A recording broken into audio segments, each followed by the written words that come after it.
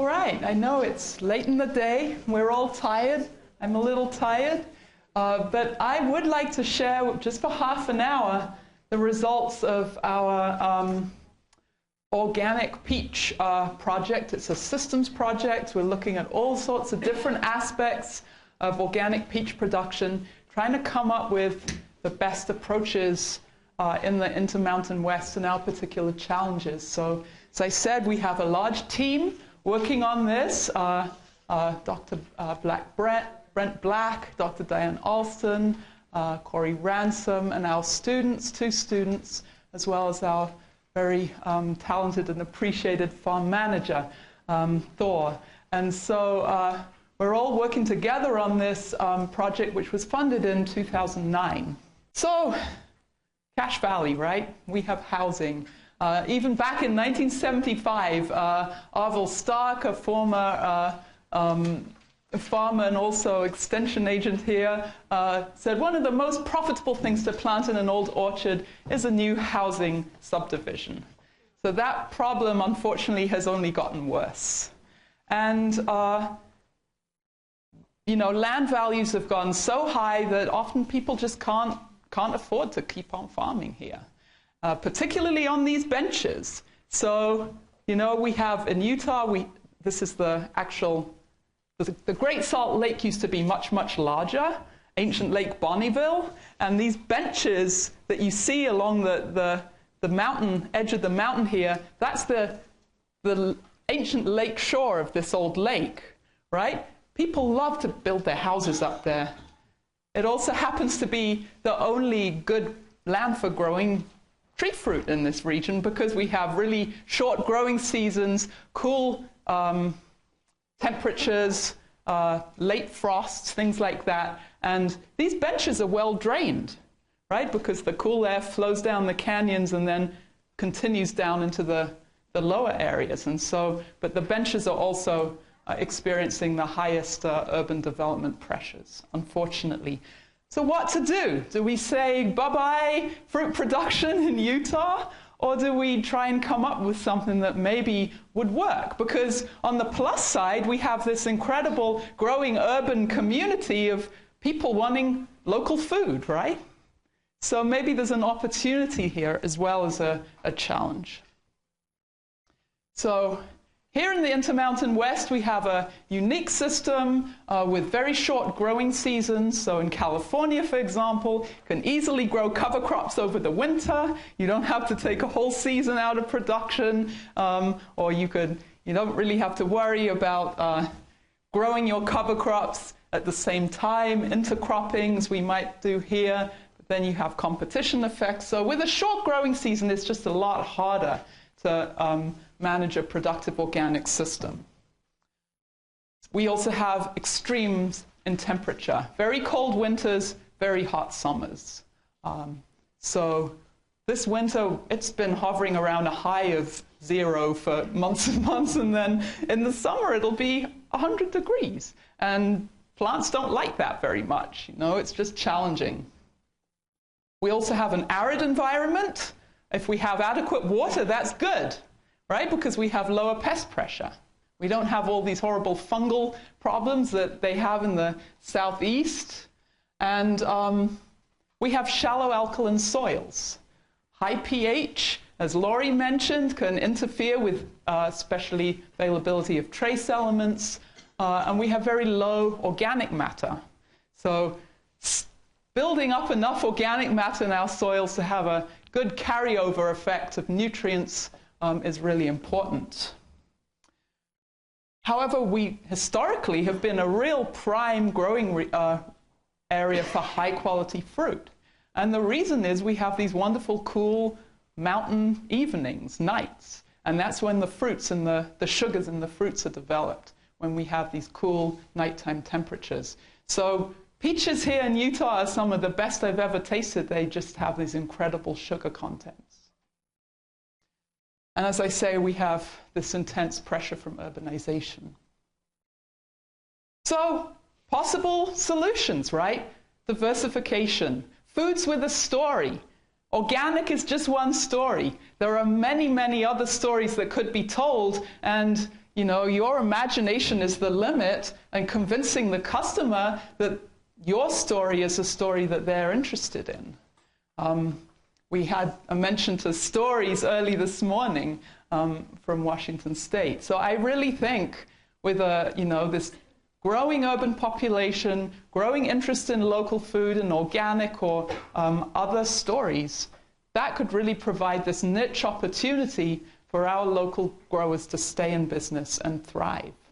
So that was the premise of this proposal that we wrote to the National Organic Research and Extension Program, and we were funded in 2009. The orchard was actually planted in 2008. And we actually have two orchards. We also have a conventional orchard, or what we call an integrated orchard, where we're really experimented with hybrid kind of systems. We don't want to say right from the start that organic is the best for our system. We want to try out all sorts of different things. But today I'm going to focus on results from the organic orchard. There's just too much to talk about. So here we have 6 treatments in all, but we have 4 central combinations where we basically have a legume alleyway with either straw or a straw or a living mulch in the tree row, or we have a grass alleyway with that same straw living mulch combination. So we have all possible combinations of these, and then we're matching those to what we considered were organic industry standards. So the grass alleyway with a tillage tree row strip, or the grass alleyway with a weed fabric strip for weed control. In the conventional system, we have a similar, we were really interested here in this design with what was severely limiting yields under organic systems. Was it nutrition or was it weed competition? And so we had a system where we had NPK fertility and compost, but then we had a bare ground herbicide strip with both these combinations, and then the organic, which was the paper mulch, and then we had a paper mulch plus a herbicide, a sort of mulch conventional combination. And although I won't present that data today, we can say without a doubt that the problem is weeds, not nutrition. Compost provides plenty of nutrients. Mulches over time will provide plenty of residual nutrients. In the short term, you might have availability problems, but long term, you're going to be fine. And so really, weed control was the challenge, as we showed here. We might have a solution for that, though. So our overall goals for the project were twofold. Firstly, we wanted to characterize the benefits and trade-offs of orchard floor management in the context of a whole system, and develop organic production practices suited to fruit-growing conditions of the Intermountain West. Because there really wasn't very little research targeted to our unique growing conditions. What do we mean by a systems approach? Thank you, Diane, for this slide. This is really showing how we have all these different aspects of an orchard that interrelate. And so we're really trying to study all the different aspects of and the interactions that occur. For example, we have tree growth and fertility here in the middle, and what we do here might impact fruit quality and flavor, soil health, pests and diseases, water use, economics. All of these things are going to influence each other. And hopefully, we can find some win-win combinations, and there won't be too many trade-offs. So what was our management system? Here, I list the years since the orchard was planted, the compost applied in terms of wet weight, the amount of nitrogen in terms of pounds per tree supplied by that compost, and then the total nitrogen inputs. So in 2008, we planted the orchard in the spring, in April. We applied 4 pounds of chicken poultry manure compost for an estimated available nitrogen content of 1 ounce per tree. And unfortunately, some of our trees did not take at the graft, so we had to replant the data row trees. We left the guardrail trees in place. So our plots are actually 15 trees in size, and only the 3 central, if you imagine 3 rows with trees all the way around, the 3 central trees are our data trees. So those were the ones we replaced, so that we had the same age in our data trees. We matched, basically matching nitrogen contents with what was typically applied in by conventional farmers in our area. In 2011, we were, or even 2010, we were applying a lot of compost per tree. 12 pounds per tree was a pretty thick layer, and we were starting to see that buildup of phosphorus and potassium that we didn't want, we didn't want to add any more compost. We want to maintain the level, but we don't want to continually add those high levels. And so we backed off the compost to what we considered might be more of a maintenance rate. And we provided some additional nitrogen from this feather meal product called Nature Safe that we get out of Grand Junction. It's expensive, but out of all the nitrogen sources, organic sources, it's probably the cheapest out there. And it's used by organic tree fruit producers in Colorado. That's their preferred product. Can I ask, is that considered organic standard, that feather meal? Oh, yeah. I know it's coming from CAFOs that aren't organic. Right, but that it's allowed. It's a Funny certification. well, it's an organic material, right? And it's a byproduct, and so yeah, that's allowed. Oh, no. The straw doesn't, the materials for compost don't have to be organic. Okay. It's if you use that straw directly as a mulch. There's different interpretations, But whether that... The feathers directly and it's... No, it's steamed. So this is like a pelletized feather. They basically steam it up to a sludge and pelletize it. That's... So this is, 5 pounds of half a pound of nitrogen per tree for our soils. Remember, we don't have much organic matter. That was really considered necessary by our grower, the growers who are recommending our project. We calculate from the legumes, we can provide an additional 0.1 pound of nitrogen just from the above ground biomass. So I'll show you some pictures right now.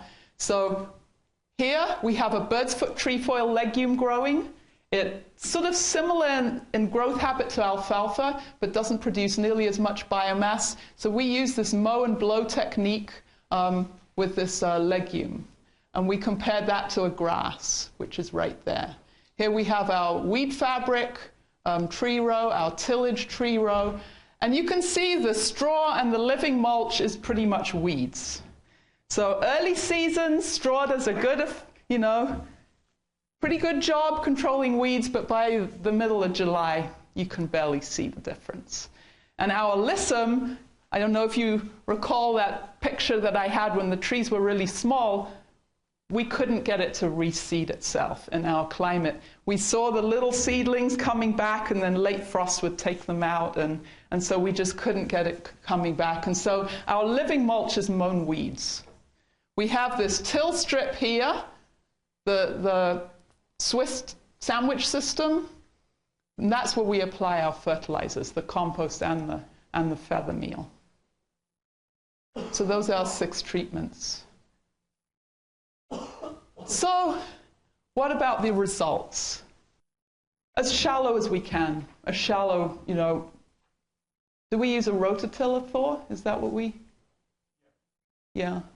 And probably a couple of inches. But as shallow as we can in order to disrupt those weeds. Because we don't want to go too deep and disrupt the roots. That can be the downside to tilling in orchards. Yeah. So here, if we look at what we call the main effect of just the alleyway treatments, the grass versus the legume alleyway treatments, we can see that early on we really don't see any differences, but then quickly our legume trees are pulling ahead in terms of growth. And then when we add in our tillage and our grass treatments, which are our industry standards, early on we see those doing a little bit better than those really weedy. Remember, these two had the really weedy tree row centers, right? And so when we were controlling for weeds with either tillage or weed fabric, early on in that first year, we did see increased tree growth. But very similar to Amaya, we have these legumes, the legume treatment trees overcoming any weed competition effect. You see that there? So the blue bar would be our grass alleyways with weeds versus our legume alleyways with weeds, doing just as well as our two industry standards. And when we looked at the tree row treatments, straw versus mulch, we don't really see any differences, even against no consistent differences, even against our industry standards. Weed control, early on we see a benefit, but even later on it's really inconsistent. So what's going on? These are the guard row trees. Remember, early on I said that we had to replace our data row trees? In our guard row trees, we never even saw any inhibition due to weed competition when we had a legume. So this is our legume alleyway with weeds. This is our grass alleyway with tillage strip. These trees are clearly more vigorous despite the weeds. What's going on there? We only had that little bit of extra nitrogen above ground. We speculated that maybe there's something else going on with the roots and the rooting distribution of these trees. So we decided to investigate roots. Roots are kind of under-researched. They're hard to, without destroying the system, how do we get at our roots? But Brent and Dan have developed this system with a Giddings probe, where you go into the orchard and you pull all these cores out, and then you count the roots in the core. So if you see here, we have the tree. This is basically a bird's eye view looking down. So this is our tree row, tillage strip, and alleyway. And we sampled at a 1 meter distance from the trunk on this arc around here. And then if you look at our results, I'm just going to quickly go through here, because to prepare you that the root distribution map is going to be on a soil profile angle. So you're going to have to think of this in terms of soil that's been carved away, so you could see the soil profile. So here we have the grass alleyway, the legume alleyway, and this is the tree row right here, and this is the alleyway over on this side. And so very quickly you can see with the dark colors you have a lot more roots extending out into that alleyway when you have a legume planted versus very few roots or no roots under that grass. If you think about it, grass is fairly shallow rooted, very dense rooting system, and legumes tend to have a taproot, right, with a much less of that sort of root mass developing in the top foot or so. And so really I think that legumes are allowing those tree roots to penetrate out into the alleyway and then access such a much wider source or pool of nutrients, so that they basically overcome the competition effects of the weeds. So when I presented this data to the National Agronomy Society meeting, I had some horrified looks, and somebody from the Midwest said, but if we did that, our trees would grow like crazy. Yeah, we'd have way too much growth. But remember, here we have these shallow soils, very low organic matter.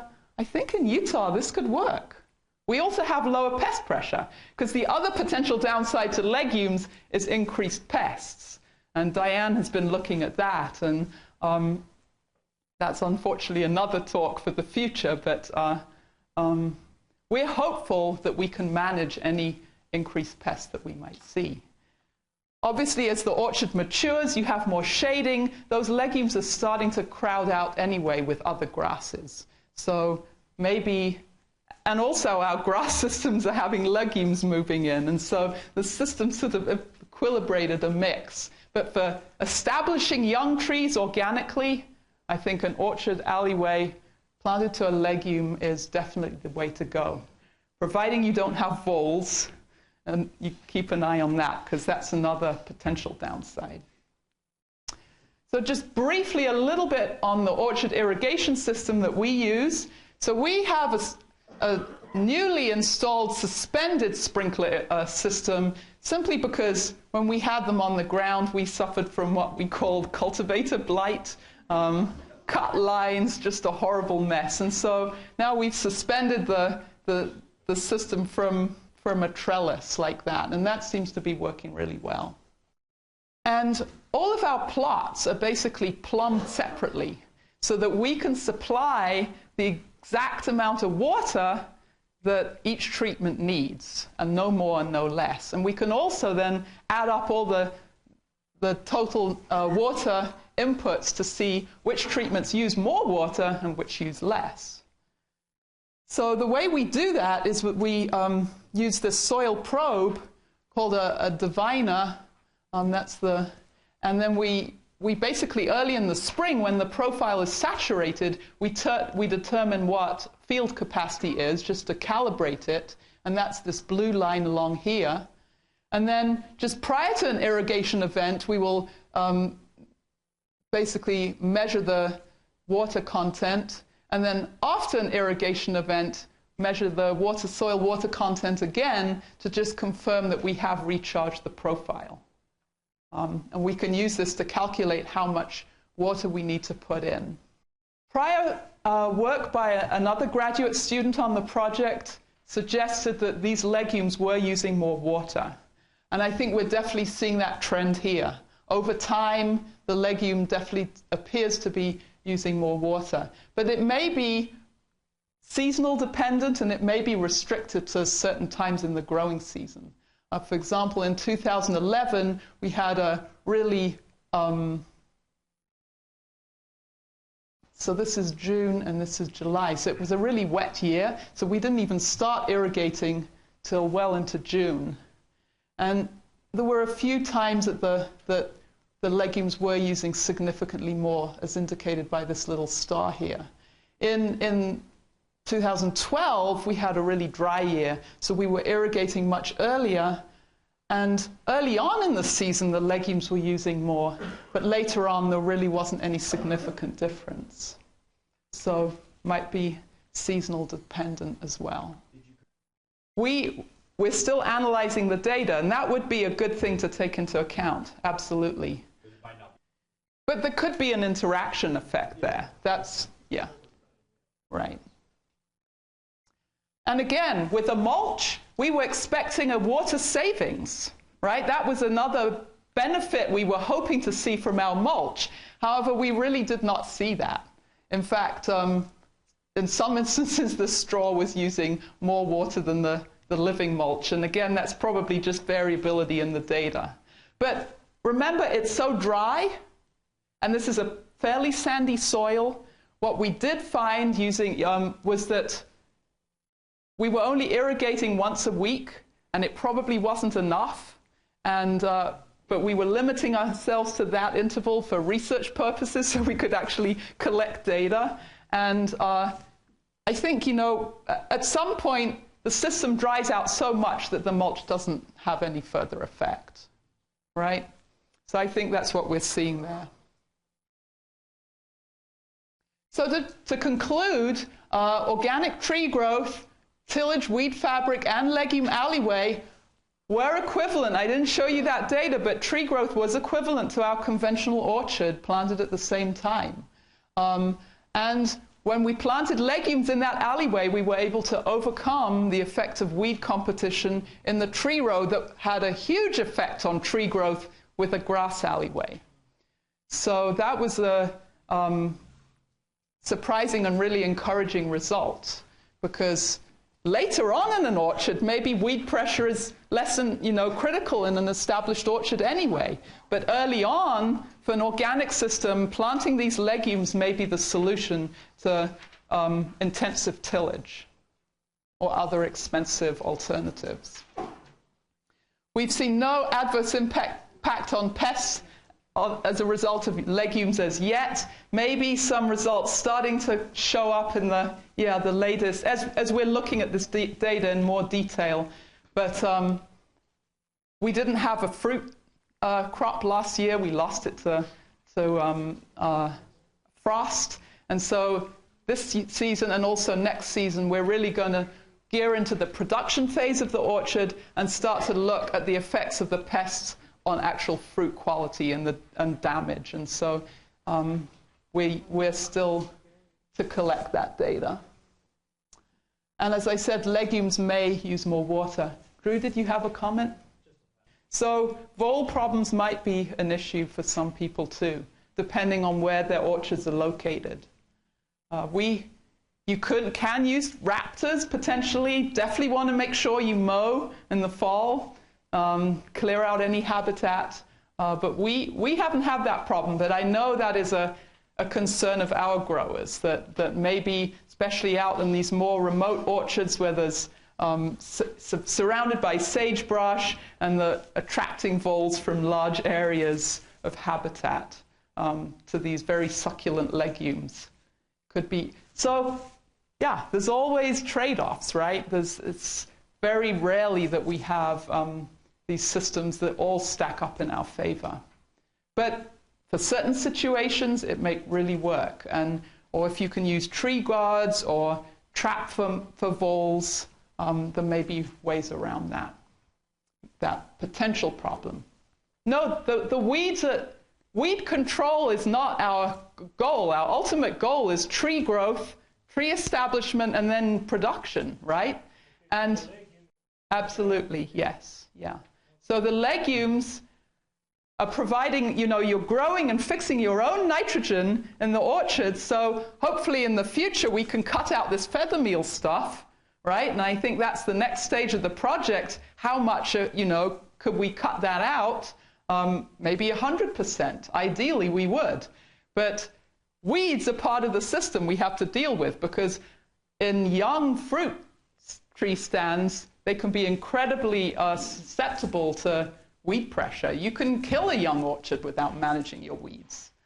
Well, potentially, but not all weeds fix nitrogen. So legumes fix nitrogen from the atmosphere, so that represents a fertilizer input. Mowing native weed populations would just be a recycling of the nutrients that are already there. And so by planting a legume, we can actually use them almost as a mini fertilizer factory. The sun and the rhizobia, the bacteria on those plant roots, fixing the nitrogen out of the air for us as an actual input that's equivalent to, in our case, it was 0.1 pound of nitrogen per tree, actual input. And and that's the first benefit of legumes. The second benefit that we have discovered is the rooting structure is very different. So some weeds will be tap-rooted, but others won't be. And so legumes, it appears, do not compete with tree roots nearly to the same extent that grass does. And presumably other weeds would compete to a lesser, greater extent. But legumes are something we can plant and manage, and then we have that added benefit of fixing nitrogen. The tree row effect really didn't. It didn't matter what, if you had legumes in there. So let me go back. There was no difference between the straw or the weeds when you in either system.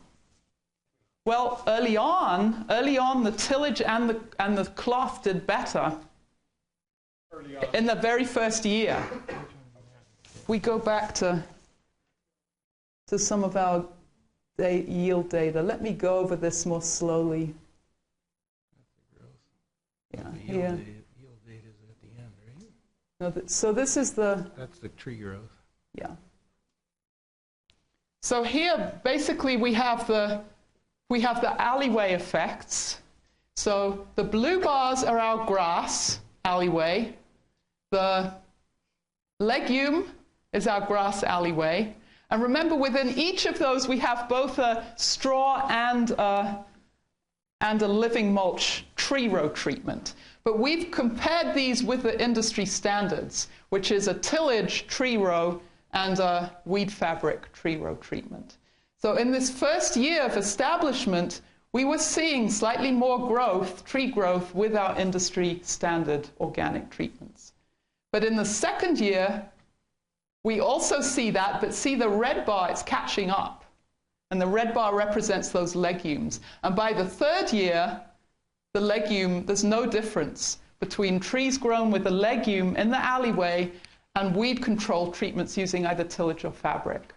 And as you saw from these pictures, this was the amount of weed pressure we had in our mulch and living mulch treatments. And so we were not controlling weeds at all in this combination. And again, here you see the guard row trees that were never replaced. They were sown into a clean orchard with the mulches and everything established later on that summer, despite the weeds that you see here. And this is early in the season, so the weeds are much less tall as they were in that previous picture. We've got really good-looking trees, and this is our industry standard with the tillage. The only difference here is that we have a legume alleyway and we have a grass alleyway. If you have legumes, tillage is just cosmetic. But if you have a grass alleyway, let's go back and look at this blue line. This blue line, the tree row treatments, the weed control treatments are the same as these, right? But look at that. They're significantly smaller. So when you have grass alleyways, that competition effect, that weed competition effect, really does take a big hit out of your tree growth. We used bird's foot trefoil. And we used that one because we were concerned alfalfa might be just a bit too vigorous, grow too tall and produce too much nitrogen. Plus, another researcher has found that bird's foot trefoil does really, really well in Utah. It loves the hot, dry climate. It loves the slightly alkaline soils. And so, and incidentally, after we chose this legume, I was at another organic meeting, and there was a researcher from Denmark looking at selecting legumes to intercrop with vegetables. And they determined that bird's foot trefoil was the least competitive in vegetables for intercropping. So maybe there's something unique about trefoil that isn't competitive. Because I know in Laurie's work, she was growing legumes actually in the tree row. And then they were highly competitive. And that was one of the reasons why we decided to put them in the alleyway instead. But then we weren't able to control our weeds anyway, but it ended up not mattering, which was kind of interesting. We do mow, well, yes. Was there a mow cycle, or? We didn't test mowing frequency as a parameter, but we were mowing about once a month. But I think, depending on your soil, you can end up with too much nitrogen from legumes, right? But in a sandy soil with very low organic matter, the concern with our climate is that you will have so much fall vigor, right, that the buds won't harden off. But we haven't seen that yet. In fact, this year we've had incredibly cold temperatures, and Thor recently finished looking at, frost injury to the buds, and we have, there's some injury there, but there doesn't appear to be any treatment effects, and we have,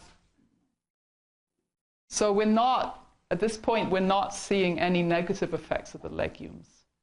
We're blowing some of the biomass into the tree row, but we're not tilling it in. It's remaining on the surface. The biomass only contributes 0.1 pound total per tree. And remember, if you're not incorporating, not much of that is going to get into the tree. And so I don't know how much real nitrogen you're contributing that way. But the trees are getting legume nitrogen. There's no doubt about that. We've done some natural abundance tracer studies and found that the legume N is definitely getting into those trees. But probably from the alleyway. because those tree roots are going to those legume roots are going to self-prune each time you mow, and so there's going to be a lot of nitrogen that's contributing to the alleyway soils as well, that these tree roots are going to be accessing. Sorry, who's next? It's difficult to, yeah. 6 inches, 4-6 inches. And you don't want to mow bird's foot trefoil too short, because it stores its carbohydrates in the stem, not in the crown, like alfalfa does. So you don't want to mow it too short, otherwise you'll kill it. Grass did. Not the legume, no. Well, there's problems with potential with voles, so we'd rather not have those legumes right up to the tree. In other parts of the country, they've seen competition effects from legumes planted too close. And that might be a good thing then, right? To have it naturally transition out once those trees are established. But Diane mentioned the fact that it's possible bird's foot trefoil isn't as attractive. And bird's foot trefoil has tannins in the foliage. That's why you can graze 100% alfalfa fields and the cattle don't bloat, because it has these tannins in that bind nitrogen, and the tannins really are a pest defense. You know, these alkaloid compounds are produced by the plants as a defense mechanism, and so it's possible that trefoil is not as attractive. Bird's foot trefoils are perennial, just like alfalfa, so we don't have to reseed. And that's a big advantage, because we don't, that's the advantage of a perennial over an annual, that we don't have to reseed every year. We have a general discussion period that we've moved into, and so we can open up this discussion to talk about any of the projects. I'm happy to continue this one if there's more interest in that. The one thing we do ask is that before you leave this, or what you didn't hear today that you'd really